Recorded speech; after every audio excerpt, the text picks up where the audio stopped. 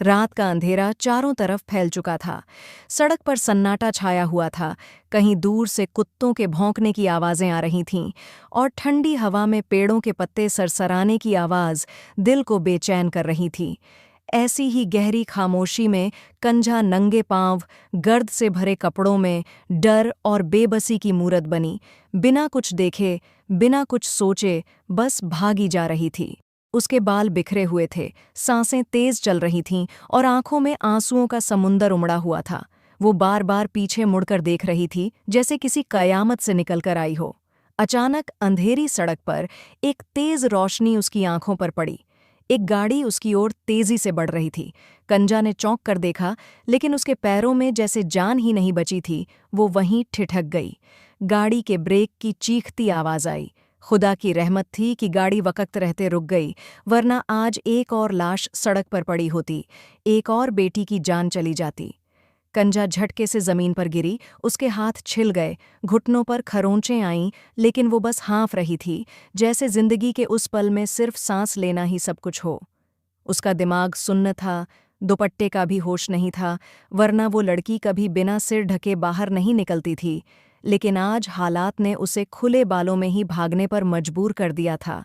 गाड़ी का दरवाज़ा जोर से खुला। एक लंबा चौड़ा दबंग कद काठी वाला शख्स बाहर निकला। काली शलवार कुर्ते में, चेहरा सख्त मगर असरदार, आंखों में गुस्से की चमक और चाल में रुआब, शमशेर खानजादा। उसकी मौजूदगी में ऐसा रुतबा था कि सामने वाला खुद ब खुद मुतासिर हो जाए। वो तेजी से कंजा की ओर बढ़ा, झुककर उसका बाजू पकड़ा और झटके से खड़ा कर दिया। अक्खत्ल से पैदल हो लड़की, वो गरजा। अगर मैंने वक़्त पर ब्रेक ना लगाया होता तो तुम अब तक मेरी गाड़ी के नीचे होती। पागल हो गई हो? किस हालत में कहाँ भागी जा रही हो? ये कोई वक्त है सड़क पर यूं निकलने का? उसे हैरानी हो रही थी कि गांव की कोई लड़की इस हाल में इतनी रात को सड़क पर इस तरह भाग रही है। वो शहर से अपने ऑफिस का सारा काम निपटाकर लौट रहा था, लेकिन ये मंजर देखकर वो वाकई झुंझला गया था। शमशेर की बातों में सख्ती थी, लेकिन आवाज में एक अनजानी सी फिक्र भी छुपी हुई थी। कंजा की आंखों से आंसू बह निकले। वो बेकाबू होकर रो पड़ी। कांपते हाथों से शमशेर के सामने हाथ जोड़ते हुए बोली, खुदा के लिए प्लीज़ मेरी मदद करें। मैं बहुत परेशान हूँ, आप बड़े आदमी लगते हैं। मेरी बात सुन लीजिए। मुझे पनाह चाहिए, मुझ पर कयामत गुजर गई है। उसे कुछ समझ नहीं आ रहा था, बस एक पनाह चाहिए थी। अगर ये आदमी उसे वो दे सकता था, तो वो उसके कदमों में गिरने को भी तैयार थी।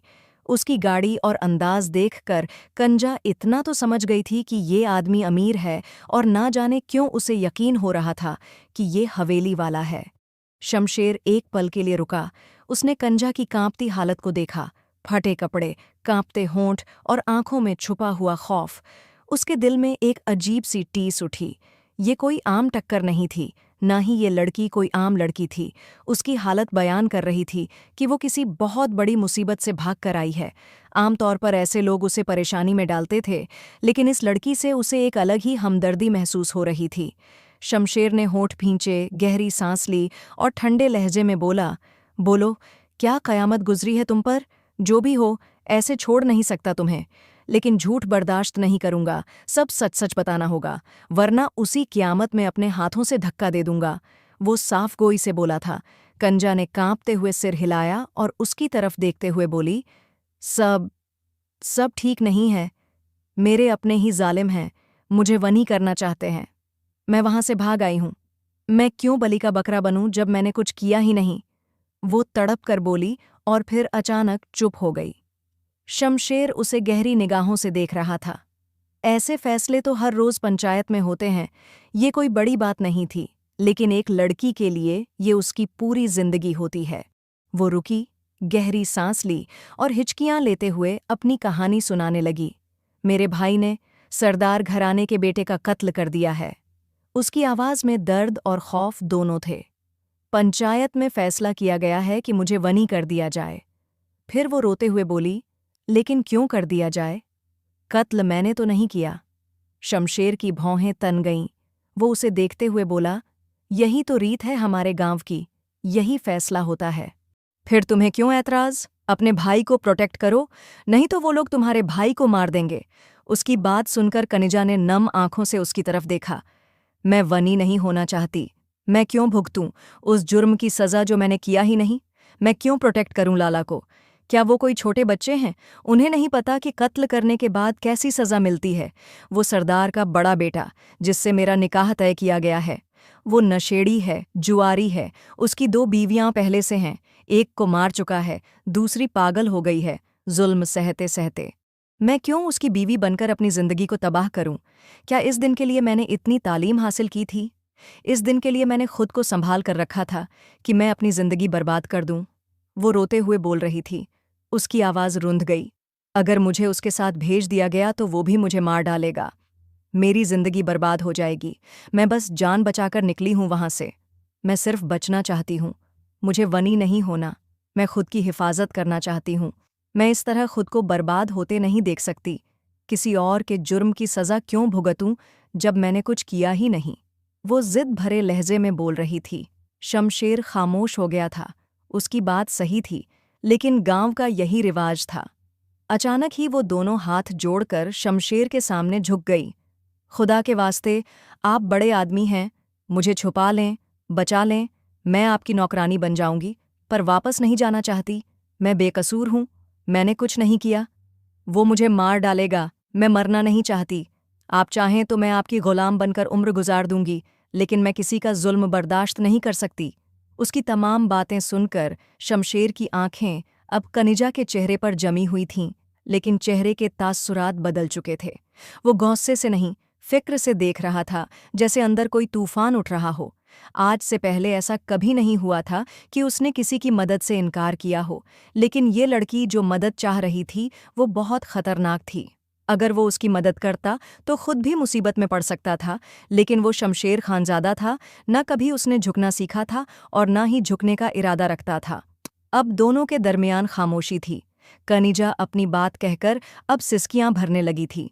चंद लम्हों बाद उसने कनिजा की तरफ एक नज़र डाली और फिर आहिस्तगी से कदरे सख्त लहजे में बोला, मुझे क्या मिलेगा तुम्हारी मदद करके? आखिर को खान था, एक बिजनेस टाइकून, भला कैसे अपना फायदा भूल बैठता? अल्फाज सीधे दिल पर चोट की तरह लगे। कनिजा की आंखें और छलक पड़ीं। उसने दोबारा अपने कांपते हाथ जोड़ दिए, जैसे अब बस यही एक उम्मीद बची हो। प्लीज़, अभी सिर्फ मुझे अपनी गाड़ी में पनाह दे दीजिए। मेरी मदद कर दीजिए। इन गांव वालों से मुझे बचा लीजिए। वो बहुत जालिम लोग हैं। आप जो कहेंगे, मैं करूंगी। नौकरी, खिदमत, सारा काम जैसे आप चाहेंगे। बस मुझे वापस मत भेजिए, क्योंकि अगर मैं वापस गई तो सिर्फ मेरी लाश ही मिलेगी। वो आदमी मुझे कहीं का नहीं छोड़ेगा। जिस तरह उसने अपनी पहली बीवी का कत्ल किया है, वो मुझे भी मार डालेगा। और मैं मरना नहीं चाहती। मैं जीना चाहती हूँ, दुनिया देखना चाहती हूँ। मैं बेकसूर हूँ, मैंने कुछ नहीं किया। उसकी आवाज़ में डर की शिद्दत थी, सांसें बेतरतीब थीं और आंखों में मौत का डर साफ झलक रहा था। वो पैनिक कर रही थी, जैसे अगले ही पल कोई उसे घसीटकर वापस भरी पंचायत में खड़ा कर देगा और वहां उसका निकाह करवा देगा।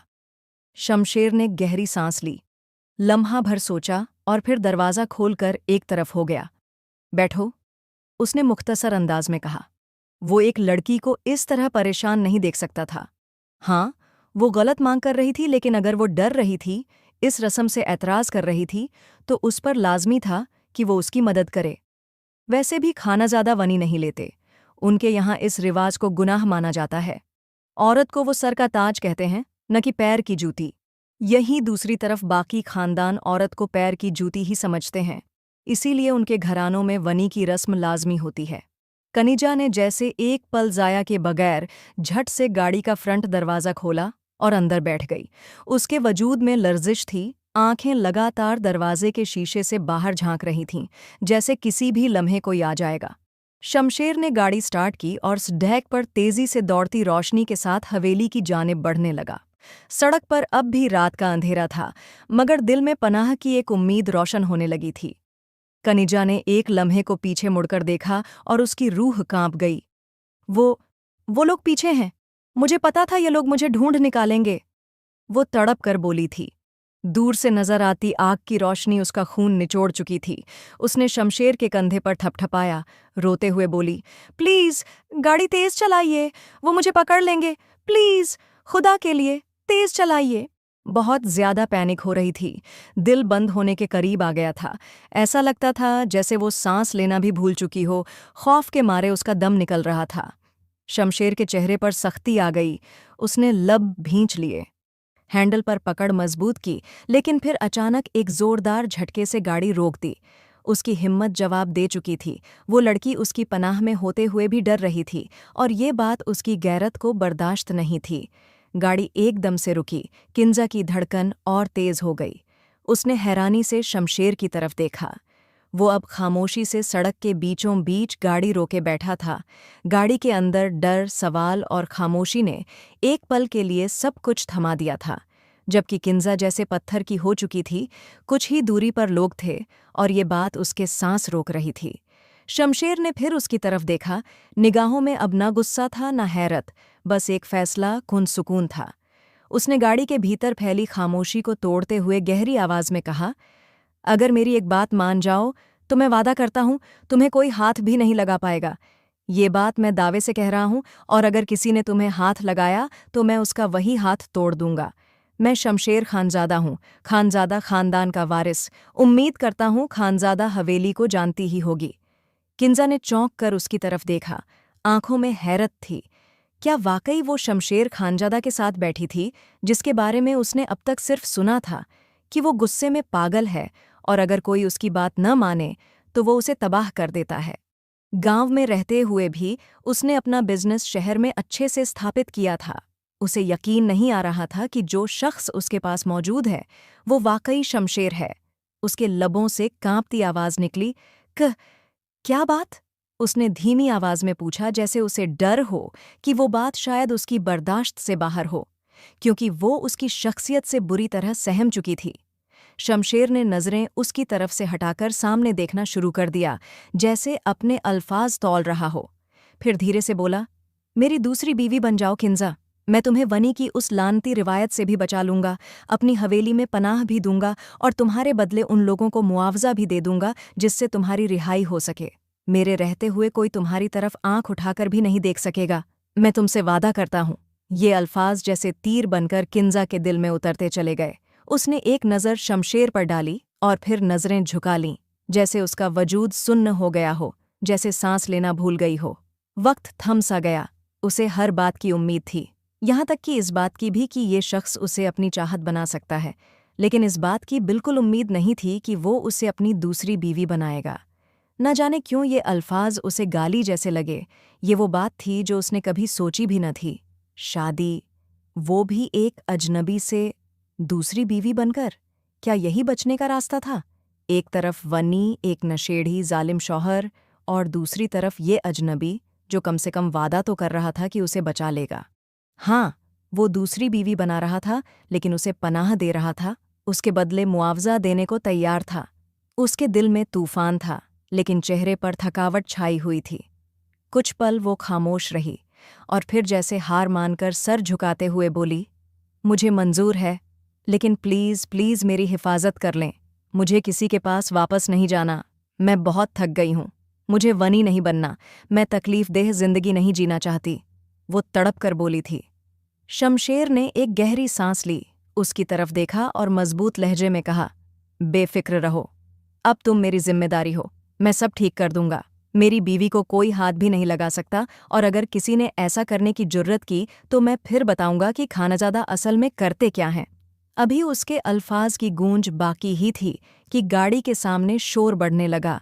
हेडलाइट्स की रोशनी में कई साए नजर आने लगे। लोग जमा हो रहे थे, हाथों में लाठियां, मशालें और आंखों में गुस्सा। शमशेर ने एक नज़र सामने डाली, फिर पीछे किंजा की तरफ देखा, जो अब एक बार फिर से खौफजदा हो चुकी थी। मगर इस बार शमशेर की आंखों में सिर्फ एक ही बात थी, अब कुछ नहीं होगा, क्योंकि अब तुम मेरी हो। वो बहुत गौर से उन सबके चेहरे देख रही थी, और जैसे ही किंजा ने उन चेहरों को पहचाना, उसका रंग उड़ गया। सामने गांव के सरदार, उसके अपने खानदान के मर्द, रमीज, और वो आदमी भी जिसके साथ जबरदस्ती निकाह करवाया जा रहा था। सबने गाड़ी को घेर लिया था। गाड़ी के दरवाजे बजने लगे, आवाजें गूंजने लगीं, नीचे उतारो इसे, हमारी गैरत का सवाल है ये, शर्म नाम की कोई चीज है इसमें? किंजा कांपती निगाहों से शमशेर खानजादा की तरफ देखने लगी। वो सिसकियों में डूबी आवाज में बोली थी, प्लीज गाड़ी चलाएं, यहां से निकलें, ये लोग मुझे मार देंगे। लेकिन वो खामोश था, बस स्टीयरिंग व्हील थामे सामने की तरफ देखता जा रहा था। चंद लम्हों बाद उसने हल्के से सिर के इशारे से उसे नीचे उतरने का कहा। किंजा का दिल हलक में आ गया, वो सर हिलाने लगी। नहीं, प्लीज, वो तड़प कर बोली थी। लेकिन शमशेर उसकी तरफ देखते हुए यकीन से भरे लहजे में बोला, बिल्कुल बेफिक्र होकर नीचे उतरो, कोई तुम्हारा बाल भी बांका नहीं कर सकता, मैं खुद तुम्हारे साथ हूं। उसकी बात सुनकर वो कुछ पल चुप रही और फिर दरवाज़ा खोलकर नीचे उतर गई। जमीन पर कदम रखते ही भीड़ उसकी तरफ लपकी। कोई गालियां दे रहा था, कोई धक्का देने बढ़ा, किसी ने तो उसकी छाती पर बंदूक की नाल रख दी। लेकिन अगले ही पल शमशेर खानजादा बिजली की रफ्तार से आगे बढ़ा और सबके बीच खड़ा हो गया। उसकी आंखों में शोले थे और आवाज में गरज, खबरदार, अगर किसी ने इस लड़की की तरफ हाथ भी बढ़ाया तो अंजाम जानते हो तुम सब। मैं इसका जुर्माना भरने को तैयार हूं, लेकिन अब ये मेरी पनाह में है, कोई इसकी तरफ नहीं बढ़ेगा। वो गरजते हुए बोला तो मानो उसके सामने कोई चट्टान खड़ी हो गई हो। कंजा फटी फटी आंखों से शमशेर को देख रही थी, जो उसकी खातिर दर्जनों लोगों से लड़ने को तैयार खड़ा था। भीड़ सन्नाटे में आ गई। चंद पल की खामोशी के बाद सरदार का बेटा, जो उससे निकाह करना चाहता था, आगे आया और शमशेर को घूरते हुए बोला, 1 करोड़ रुपये देंगे तो जान छूटेगी, और तुम हो कौन जो इसका जुर्माना भरोगे? कुछ लोग शमशेर को पहचान गए थे और कुछ लोग हैरान थे कि ये कौन है। शमशेर ने एक कदम आगे बढ़ाया, उसकी आंखों में आंखें डालकर कहा, मैं इसका होने वाला शौहर हूं, और जहां तक 1 करोड़ की बात है तो बताओ, बैंक ट्रांसफर करूं या कैश दूं? वो इतनी सहजता से बोला जैसे ये रकम उसके लिए मामूली बात हो। भीड़ एक पल को सांस लेना भूल गई। इतने में कंजा का भाई रमीज आगे आया, आंखों में आग, आवाज में जहर। लानती औरत, तू आशिक के साथ भाग गई, खानदान की नाक कटवा दी तूने। मुझे यकीन नहीं आ रहा कंजा, तू आशिक रखती है। शमशेर ने गुस्से से उसकी तरफ देखा और एक जोरदार थप्पड़ उसके चेहरे पर जड़ दिया कि वो लड़खड़ा गया। फिर उस पर झपटते हुए कहा, शर्म आनी चाहिए तुम्हें, बेहया भाई हो तुम। गलती तुम्हारी और सजा अपनी बहन को। ऐसे ही नामर्द होते हैं जो इज्जतें बेचते हैं और खुद को मर्द कहते हैं। भीड़ में सरगोशियां शुरू हो गईं। शमशेर ने फोन निकाला, बैंक ऐप खोली और सरदार के बेटे की तरफ देखकर बोला, अकाउंट नंबर दो, अभी ट्रांसफर होता है। 5 मिनट में 1 करोड़ रुपए ट्रांसफर हो गए। उसने रसीद लहराई और फिर कंजा की तरफ मुड़ा। चलो, वक्त बर्बाद मत करो, निकाह अभी और यहीं होगा। कंजा ने एक पल को शमशेर को देखा, जिसने उसकी खातिर 1 करोड़ रुपए लुटा दिए थे, हर जुबान बंद कर दी थी।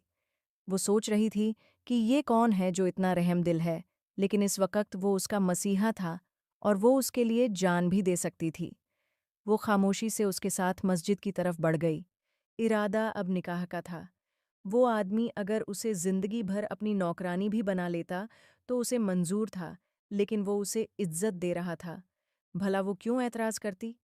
रात के सन्नाटे में गांव की पुरानी मस्जिद का सहन सुकून भरा मगर बोझिल था। सदियों पुरानी दीवारें खामोश गवाह थीं। सफ़ेद रोशनी में नहाया सहन एक रूहानी एहसास लिए हुए था। अजन की आवाज़ तो नहीं थी, लेकिन फ़ज़ा में एक अजीब सी संजीदगी और दुआ की खामोशी थी। मस्जिद के हौजे में मौलवी साहब सफ़ेद चादर लपेटे वुजू करके सजदे की जगह बैठ चुके थे। उनके चेहरे पर सवाल था, आंखों में उलझन, जैसे पूछना चाहते हों कि इस हाल में ये निकाह क्यों। शमशेर खानजादा काले कुर्ता पायजामा में संजीदा चेहरे और मजबूत कदमों के साथ आगे बढ़ा। उसके चेहरे पर जरा भी घबराहट नहीं थी, जैसे जो फैसला लिया है उस पर कोई शक नहीं। उसके पीछे कंजा धीमे कदमों से चल रही थी, आंखों में डर, दिल में हलचल और जहन में बेहिसाब सवाल। मौलवी साहब ने सवालिया नजरों से शमशेर की तरफ देखा तो वो धीमे से बोला, मौलवी साहब, निकाह पढ़ाना है, गवाह साथ हैं, सादगी से, बस अल्लाह के हुक्म के मुताबिक। मौलवी साहब ने बस सर हिलाया। कंजा एक कोने में बैठ गई थी। उसका दुपट्टा चेहरे के आधे हिस्से को ढके हुए था। हाथ कांप रहे थे और नजरें झुकी हुई थीं। वो वक़्त की तेजी, फैसलों की संगिनी, सबसे घबरा गई थी। शमशेर की मजबूती के सामने उसकी कमजोरी छुप नहीं पा रही थी। मौलवी साहब की आवाज आई, कंजा बिनते निसार, क्या तुम्हें ये निकाह मंजूर है? सवाल हल्के सुर में था, मगर कंजा का दिल जोरों से धड़कने लगा। होंठ कांपे, आंखें भीग गईं। कुछ पल चुप रही, फिर सिर झुकाकर धीमे से बोली, जी, मंजूर है। शमशेर ने भी बुलंद आवाज में दोहराया, मुझे ये निकाह मंजूर है। दो गवाहों की मौजूदगी में मौलवी साहब ने खुतबा पढ़ा। दुआ की और चंद लम्हों में दोनों निकाह के पाक रिश्ते में बंध चुके थे। कंजा की आंखों में आंसू थे, मगर ये आंसू डर के नहीं थे, बल्कि एक अनजानी सी पनाह के थे। उसका दिल अब भी कांप रहा था, लेकिन शमशेर की मौजूदगी ने इस डर में सुकून घोल दिया था। जिस तरह वो तमाम मर्दों के बीच उसकी ढाल बनकर खड़ा हुआ था, कंजा का दिल कह रहा था कि यह शख्स हमेशा उसकी हिफाजत करेगा। और एक औरत को जिंदगी में बस एक ऐसा ही हमसफर चाहिए होता है जो उसे शमशीर की शक्ल में मिल चुका था। शमशीर खामोशी से उसके करीब आया और बेहद नरमी से बोला, अब तुम मेरी बीवी हो, किसी से डरने की जरूरत नहीं। कंजा ने एक नज़र उठाकर उसे देखा। उसकी आंखों में सख्ती थी, मगर साथ में एक अजीब सुकून भी, जैसे वो वाकई उसकी हिफाजत के लिए आया हो। मस्जिद के आंगन में अब एक नई कहानी लिखी जा चुकी थी। गवाहों की खामोश नज़रें, मौलवी साहब की दुआ और दो दिलों के बीच बंधी एक अनकही डोर। सब कुछ सादगी से, खामोशी से मुकम्मल हो चुका था। मगर कोई नहीं जानता था कि आने वाला वक्त इस रिश्ते को कितना कठिन बनाने वाला है।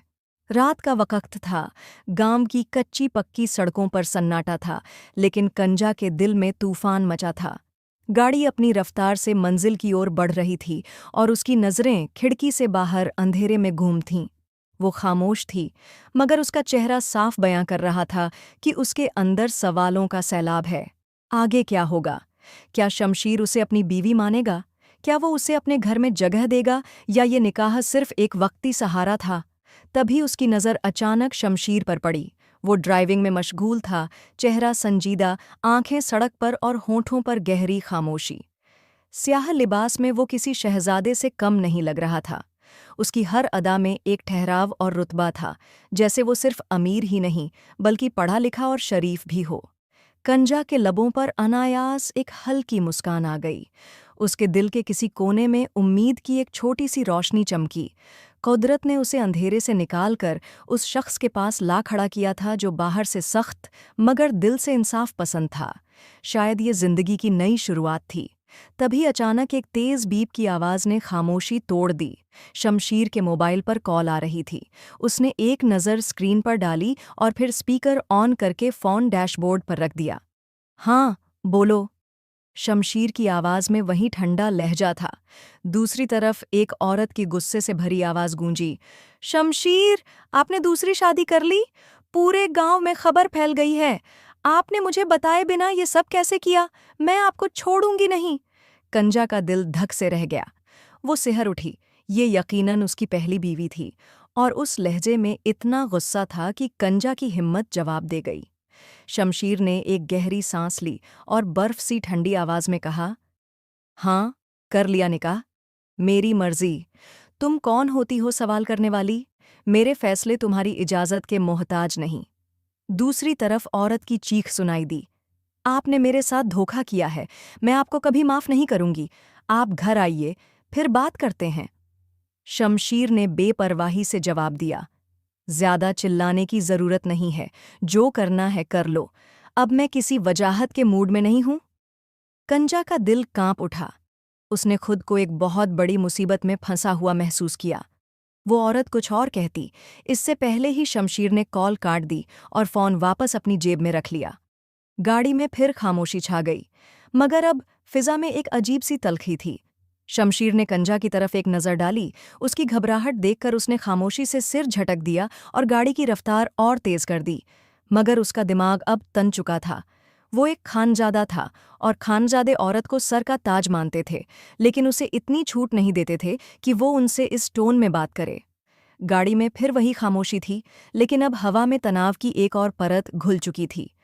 कॉल बंद होने के बाद कंजा की सांसें तेज चलने लगी थीं। दिल की धड़कनें जैसे उसके कानों में गूंज रही थीं। वो पल पल महसूस कर रही थी कि ये निकाह सिर्फ एक पनाह नहीं बल्कि एक नई जंग की शुरुआत है। थोड़ी देर बाद उसने हिम्मत जुटाकर धीमे लहजे में कहा, आवाज़ में परेशानी और कांपता एहसास था। ये आपकी बीवी थी? शमशीर ने एक झटके से गाड़ी का गियर बदला, नज़र सड़क पर ही रखी, मगर जवाब ऐसा था जैसे किसी ने छुरी चलाई हो। हाँ, मेरी बीवी ही थी। अगर बीवी ना होती तो क्या यूं बकवास कर सकती थी? उसके अंदाज की सर्द मिजाजी ने कंजा का दिल छलनी कर दिया। उसकी पलकें झुक गईं, लेकिन अगले ही पल उसने खुद को संभाला और अपने दोनों हाथ जोड़ते हुए तड़प कर बोली, मैं आपके घर नहीं जाना चाहती। प्लीज़ मुझे कहीं और छोड़ दीजिए, किसी दोस्त के घर या किसी रिश्तेदार के यहाँ, जहाँ भी आप ठीक समझें। शमशीर ने एक लम्हे को हैरानी से उसकी तरफ देखा, जैसे उसकी बात समझने की कोशिश कर रहा हो। कंजा ने नम आंखों से अपनी बात जारी रखी। मैंने सुना है वनी में औरत को सिर्फ मार पड़ती है, तानों के सिवा कुछ नहीं मिलता। इसीलिए मैं खुद को वनी होते नहीं देख सकती थी और उन लोगों के चंगुल से जान बचाकर भागी थी। लेकिन अब जब मुझे रहाई मिल चुकी है, तब भी वही सब होता दिख रहा है। वो औरत, आपकी पहली बीवी, उसकी बातों से समझ आ गया है कि वो भी मुझे जीने नहीं देगी। मैं एक अज़ियत से निकली हूँ, प्लीज़ मुझे दोबारा किसी नए अज़ाब में मत धकेलिए। शमशेर की आंखों में एक लम्हे को नरमी सी उतरी। वो खामोशी से गाड़ी चलाता रहा। फिर चंद लम्हों बाद उसने गहरी सांस ली और आवाज़ में हल्की सी नरमी लाकर बोला, तुम शमशेर खानज़ादा की बीवी हो और शमशेर खानज़ादा की बीवी को कोई छू भी नहीं सकता, न बाहर का बंदा, न मेरे घर का कोई फर्द, यहाँ तक कि मेरी पहली बीवी भी नहीं। मुझे अपनी बीवी की हिफाजत करना बहुत अच्छे तरीके से आता है। किंजा ने बेयकीनी से उसकी तरफ देखा, जैसे जानना चाहती हो कि क्या वाकई वो ऐसा कर सकता है। शमशेर ने थोड़ा सा नरम लहजे में बात जारी रखी, मैं तुम्हें तानों के लिए नहीं, तहफ़्फ़ुज़ के लिए ले जा रहा हूँ। जो कुछ तुमने सहा है वो अब नहीं होगा, मैं वादा करता हूँ। किंसा के दिल पर जैसे कोई मरहम रखा गया, मगर आंखों में अभी भी डर का अक्स बाकी था। वो जानती थी कि अल्फाज से दिल का दर्द कम नहीं होता, मगर शायद ये अल्फाज इस नए सफ़र की शुरुआत के लिए काफ़ी थे। गाड़ी के शीशे के पार रात की तारीकी थोड़ी मध्यम हुई थी और दूर कहीं सुबह की हल्की सी आहट दिखाई देने लगी थी, जैसे कुदरत भी इस लम्हे को कबूल कर रही हो। हवेली के बड़े भारी दरवाजे खुले तो किंजा का दिल एक बार फिर धड़कने लगा। दिल में वहम थे, खौफ की धुंध छाई हुई थी। हवेली के अंदर कदम रखते ही सामने का मंजर देख उसकी सांस थम गई थी। शमशेर का पूरा खानदान सफ बांधे खड़ा था। शमशेर के बाखार मगर सख्तगीर बाबा दाजी, उनकी खामोश और संजीदा माँ, और उन सबके दरमियान खड़ी वो औरत, शमशेर की पहली बीवी नाज़िश। उसकी आंखों से चिंगारियां बरस रही थीं। उसका चेहरा गुस्से से सुर्ख था।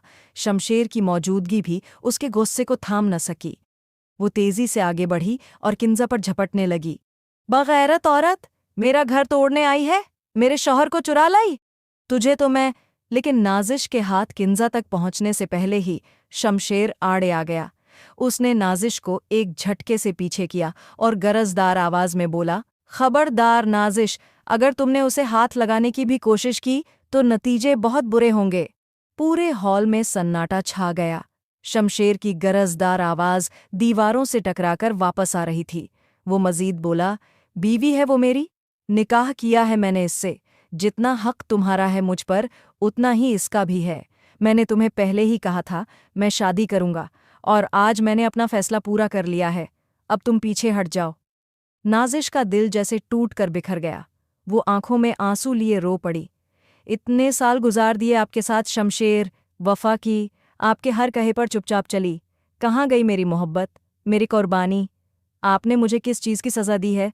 मुझसे ऐसी क्या गलती हुई जो आपने इतनी बड़ी सज़ा मेरे सामने लाकर खड़ी कर दी? आप नहीं जानते, एक औरत के लिए मरने का मकाम होता है जब उसका शौहर उसके सामने कोई दूसरी औरत लाकर खड़ा कर दे। उसका लहजा भीगा हुआ था, आंखें नम थीं, हाथ पांव कांप रहे थे। मैंने तुम्हें कोई सज़ा नहीं दी नाज़िश। मर्द को 4 शादियों की इजाज़त है। मुझे औलाद की ज़रूरत है, और तुम आज तक मुझे माँ बनने की खुशखबरी नहीं दे सकीं। मैं ये लड़की औलाद के लिए लाया हूँ, तुम्हें समझना होगा। अब खामोश हो जाओ, मज़ीद तमाशा मत बनाओ, मुलाज़मीन भी देख रहे हैं। वो लफ्ज़ चबा चबा कर बोला था। नाजिश ने आंसू पोंछते हुए किंजा की तरफ देखा और नफरत से बोली, तुम कभी खुश नहीं रहोगी, मेरा सुहाग छीना है तुमने, अल्लाह तुम्हें भी चैन से न रहने दे। किंजा का चेहरा सफ़ेद पड़ गया।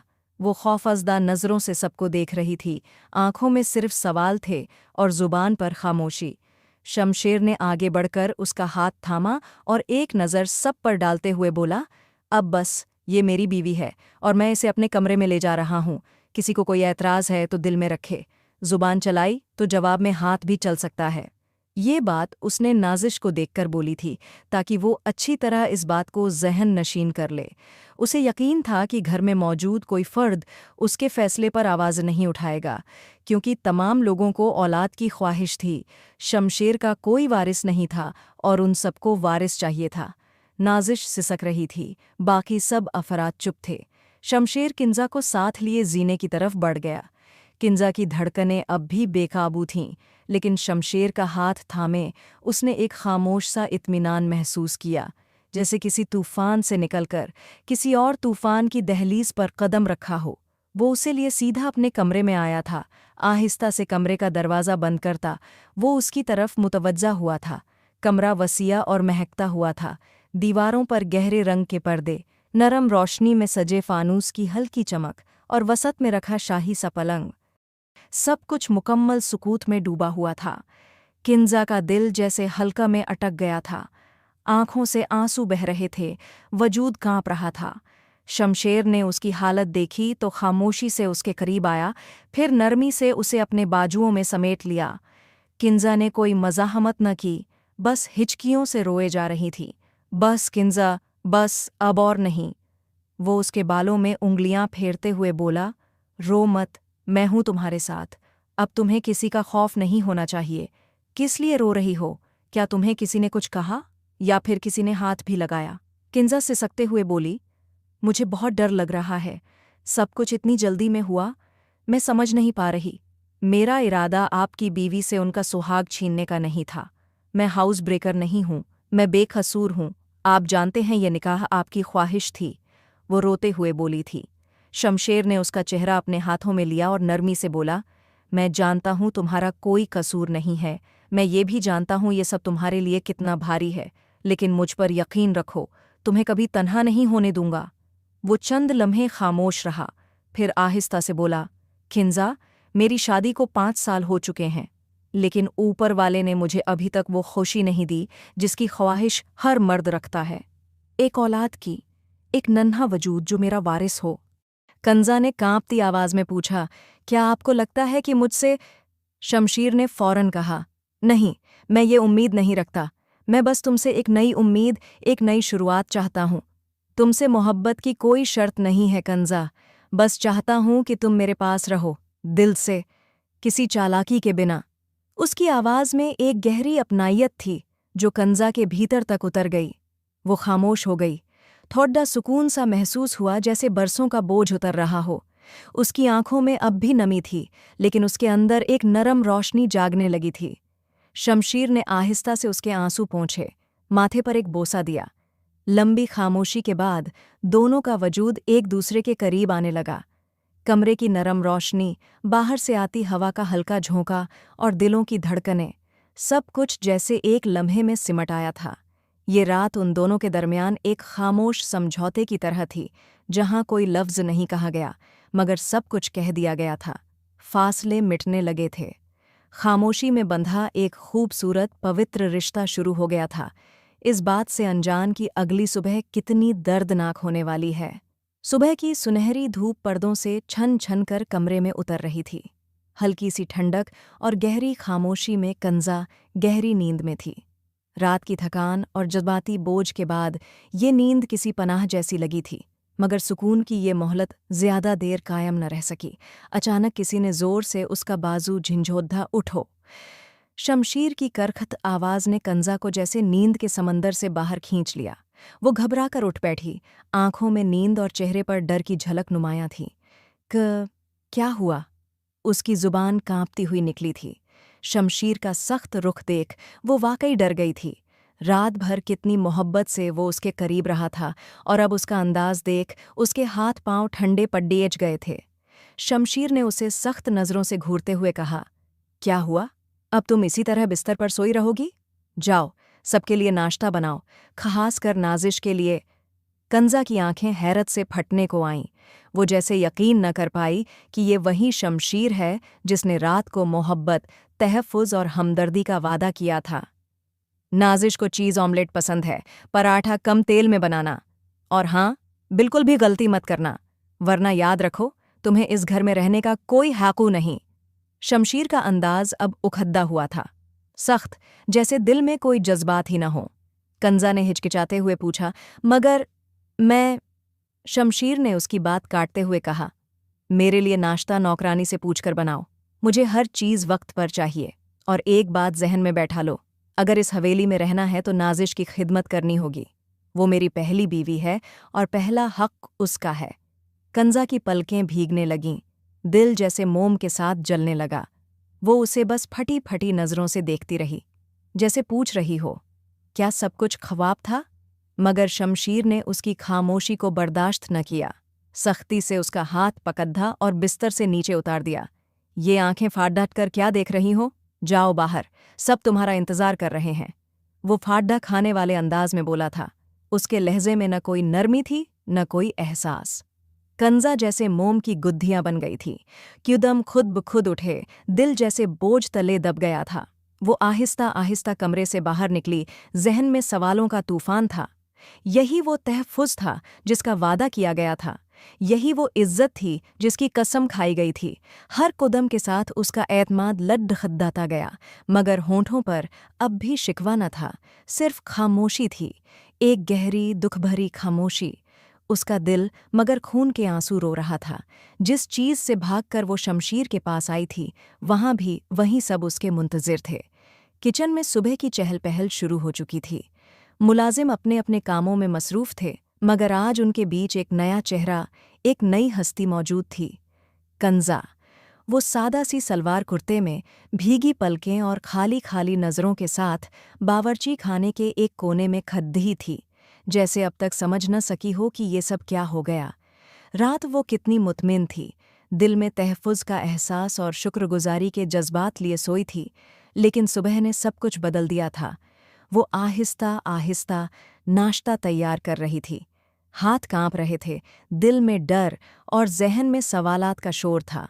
एक मुलाजिमा ने करीब आकर कहा, बीबी जी, ऑमलेट में नमक डाल दिया है, बस अब पराठे निकालने हैं। कंजा ने हल्की सी इजाज़त में गर्दन हिलाई। वो बोलने की भी हिम्मत नहीं कर पा रही थी। नाश्ता तैयार होने के बाद उसने कांपते हाथों से एक सजी हुई ट्रे उठाई, जिसमें गरम गरम पराठे, ऑमलेट, चाय और दीगर नाश्ता मौजूद था। दिल डर रहा था कि इस कूदम के बाद क्या होगा, लेकिन फिर भी वो चल पड़ी।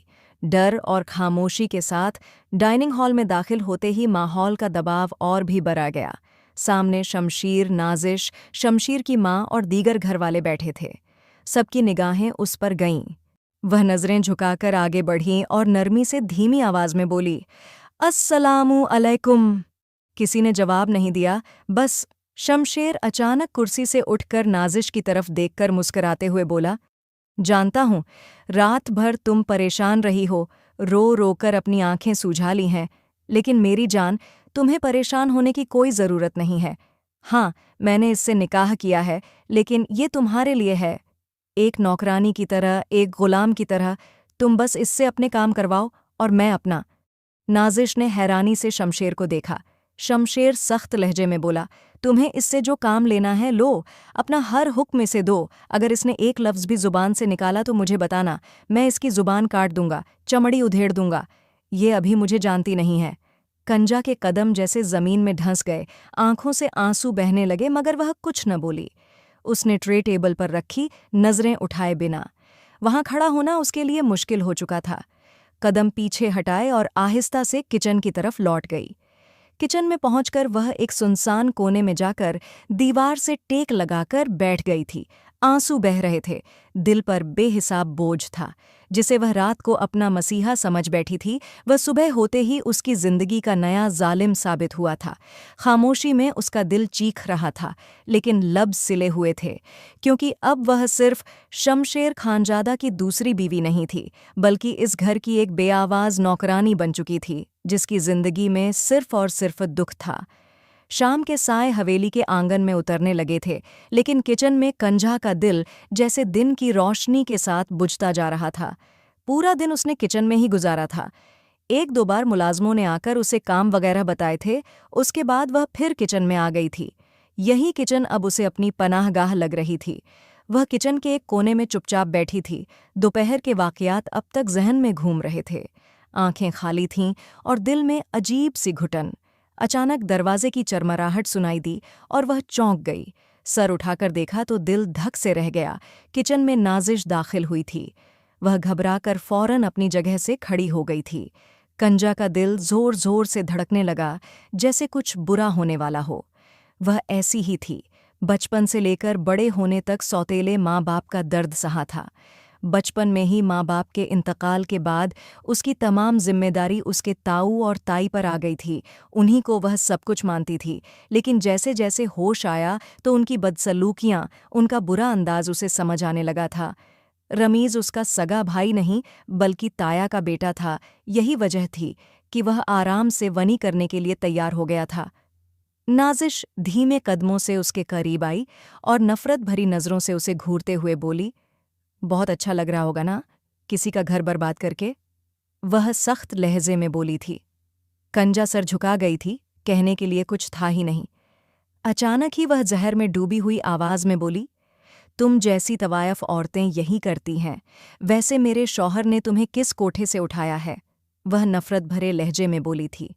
जानबूझकर ऐसे अल्फाज इस्तेमाल कर रही थी कि कंजा कुछ बोले और बात बढ़े, लेकिन वह अपने लब सीकर बैठी थी।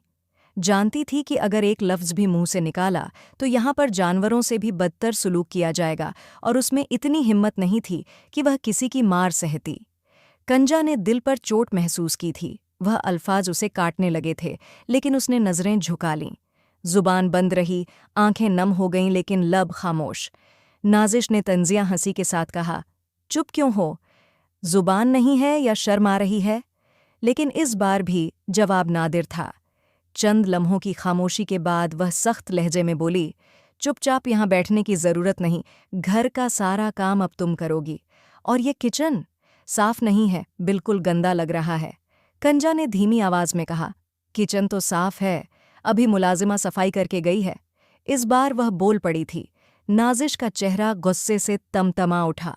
उसने पास रखा सॉस का प्याला उठाया और पूरी ताकत से फर्श पर दे मारा। शीशा टूटने की आवाज़ किचन में गूंज गई और सॉस दीवारों और फर्श पर फैल गया।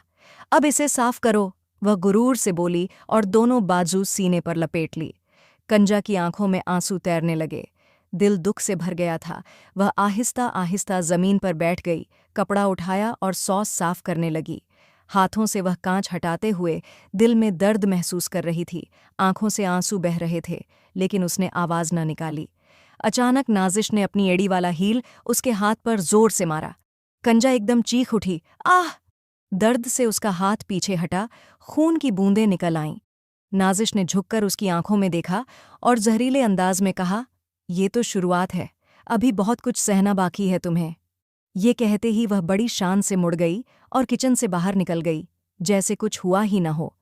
कंजा जमीन पर बैठी, जख्मी हाथ को थामे, आंखों से आंसू बहाती रही। दिल में तकलीफ थी, सिर्फ जिस्म की नहीं बल्कि रूह की भी। एक बेबसी थी, एक खामोश पुकार, लेकिन सुनने वाला कोई न था। जानती थी अभी वाकई ये शुरुआत है, आगे न जाने उसके साथ क्या क्या होना था। रात का वक्त था, हवा में हल्की सी ठंडक थी और हवेली में खामोशी छाई हुई थी। कंजा किचन में बैठकर अपने दिल की धड़कन को थामने की कोशिश कर रही थी। उसका दिल अब भी दर्द से भरा हुआ था, जैसे जिंदगी ने उसे कहीं न कहीं बेबस कर दिया हो। वो अब तक समझ नहीं पा रही थी कि उसके साथ क्या हो रहा है। एक दिन उम्मीदें और खुशी, और दूसरे दिन मायूसी और दर्द। दिल में बेचैनी थी। कुछ ही पल बीते थे कि अचानक एक नौकरानी रसोई में आई और बोली, साहब, आपको कमरे में बुला रहे हैं। कंजा का दिल जोर से धड़कने लगा।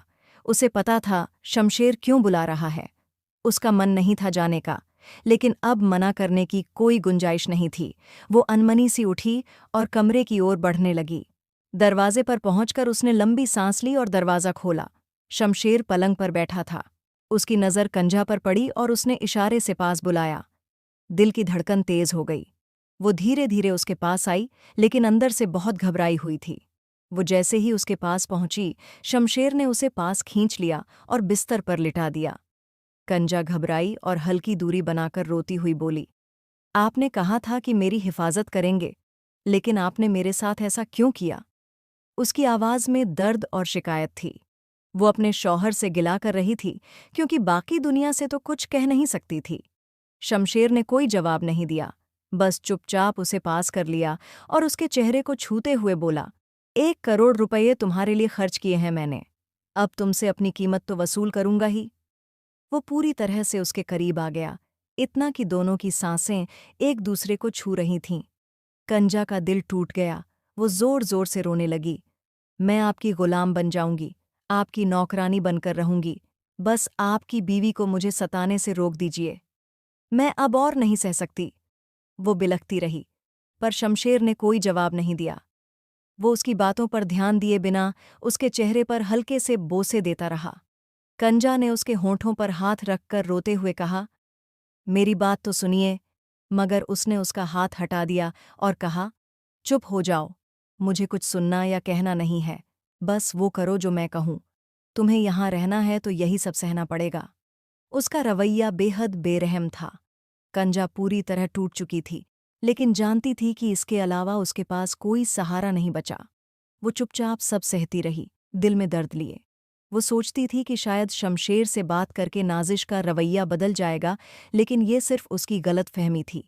वक्त धीरे धीरे बीत रहा था, लेकिन हर दिन एक नई सज़ा लेकर आता। नाजिश ने उसका जीना हराम कर दिया था। हर दिन उसे कभी पीटती, कभी हाथ जला देती, कभी पूरा घर का काम अकेले करवा लेती। कंजा एक पल भी चैन नहीं ले पाती थी, और रात को शमशेर भी उसे चैन से जीने नहीं देता।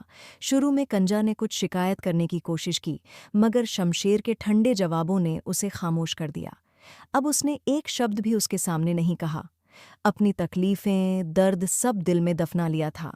वो समझ चुकी थी कि इस घर में उसकी आवाज़ की कोई कीमत नहीं थी। वक़्त और तेज़ी से गुज़रता जा रहा था। उसे अब इस हवेली में रहते हुए पूरे 2 महीने हो चुके थे, लेकिन इन 2 महीनों में जो तकलीफ़ उसने सही थी, वो सिर्फ वो और उसका रब ही जानता था। आज कंजा की तबीयत कुछ ज़्यादा ही बोझिल थी। 1 हफ़्ता पहले ही उसे पता चला था कि वो गर्भवती है। दिल में एक उम्मीद जगी थी कि अब शायद शमशेर का रवैया बदल जाएगा, लेकिन ऐसा कुछ नहीं हुआ। आज भी आम दिनों जैसा ही दिन था। वो सीढ़ियों के पास खड़ी थी। दिल में अजीब सा बोझ था, शरीर में दर्द और इतनी ताकत भी नहीं थी कि सीढ़ियां चढ़ सके। अभी उसने पहली सीढ़ी पर पांव रखा ही था कि नाजिश की आवाज़ उसके कानों से टकराई। कहाँ जा रही हो? उसकी आवाज़ सुनकर वो कांप उठी। कांपती आवाज़ में बोली, रात के खाने की तैयारी के लिए रसोई जा रही हूँ। उसका लहजा हिचकिचाहट भरा था। नाजिश ने सिर हिलाया और नीचे उतरने का इशारा किया, लेकिन कंजा को कुछ अजीब महसूस हो रहा था। 2 दिन पहले जब डॉक्टर ने उसकी प्रेगनेंसी की खबर दी थी, तब भी नाजिश ने घर में तूफान मचा दिया था। हर चीज़ तोड़ फोड़ दी थी, और अब इतनी खामोशी से उसका सामना करना उसे हज़म नहीं हो रहा था। लेकिन उसने मौके को गनीमत समझा और चुपचाप सीढ़ियाँ उतरने लगी।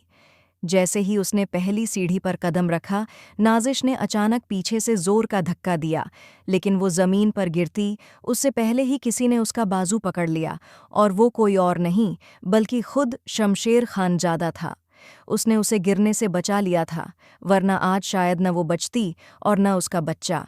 शमशेर ने उसे सीधा खड़ा किया और नाजिश को कुछ कहने समझने का मौका दिए बिना एक जोरदार तमाचा उसके मुंह पर जड़ दिया, जिससे वो 2 कदम पीछे हट गई। शमशेर ने गुस्से में दहाड़ते हुए कहा, शर्म आती है मुझे तुम्हें अपनी बीवी कहते हुए। 5 साल से तुम मेरे साथ हो, लेकिन कभी खुद को देखा है? कितनी जालिम बनती जा रही हो। शादी की शुरुआत में मैंने तुमसे क्या मांगा था? सच्चाई, नरमी और प्यार। और बदले में तुमने क्या दिया? जिल्लत, सख्ती और तकलीफ। 5 साल हो गए शादी को, लेकिन अल्लाह ने हमें औलाद नहीं दी। मैंने कभी शिकायत नहीं की। पूरा खानदान मुझे दूसरी शादी के लिए कहता रहा, लेकिन मैंने सबकी बात ठुकरा दी। लेकिन अब मैं और इंतज़ार नहीं कर सकता था। मुझे भी अपना वारिस चाहिए था। अगर मैंने किसी और लड़की को अपनी ज़िंदगी में शामिल किया, तो क्या तुम उसे इस हद तक सताओगी कि इंसानियत भी शर्मिंदा हो जाए? ये लड़की भले तुम्हारी सौतन है, लेकिन तुम ये तो सोच सकती थीं कि वो तुम्हारे शौहर की बीवी है। मैंने तुमसे सिर्फ इतना कहा था कि उसे अपने हिसाब से रखो, लेकिन तुम उस पर हुकूमत करने लगीं। मैं खामोश था, क्योंकि मैं उसका इम्तिहान ले रहा था। मैं देखना चाहता था उसमें कितना सब्र है, और उसने साबित कर दिया कि उसमें सब्र है। लेकिन तुम इन 5 सालों में भी अपने शौहर को नहीं समझ सकीं, और ये लड़की सिर्फ 2 महीने में मुझे समझ गई। फिर वो एक पल रुका और गूंजती आवाज में बोला, मैं शमशेर खानजादा पूरे होश हवास में तुम्हें तलाक देता हूँ, तलाक देता हूँ, तलाक देता हूँ। अब मैं तुम्हारे साथ नहीं रह सकता।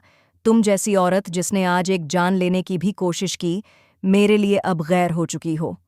नाजिश अब होश में आई और हाथ जोड़कर माफी मांगने लगी, लेकिन शमशेर ने उसे झिड़कते हुए कहा, दफा हो जाओ यहाँ से, अब मेरा तुमसे कोई ताल्लुक नहीं है। मैं अपनी बीवी के साथ खुश हूँ। वो पिछले 2 महीनों से सब देख रहा था, हर ज्यादती, हर खामोशी को समझ रहा था, लेकिन एक सही वक्त का इंतजार कर रहा था, और आज वो वक्त आ चुका था। सबके सामने उसने कंजा से माफी मांगी, जबकि कंजा खुद भी सन्न रह गई थी। उसे समझ ही नहीं आया कि एक पल में सब कैसे बदल गया। अगर वक्त रहते होश आता, तो शायद वो शमशेर को ऐसा करने से रोक लेती। वक्त गुजरा और 9 महीने बाद उसने एक प्यारे से गोल मटोल बेटे को जन्म दिया, जिसके साथ दोनों ने एक नई खूबसूरत जिंदगी की शुरुआत की। जिंदगी में कई बार ऐसे मोड़ आते हैं जो इंसान को चौंका देते हैं।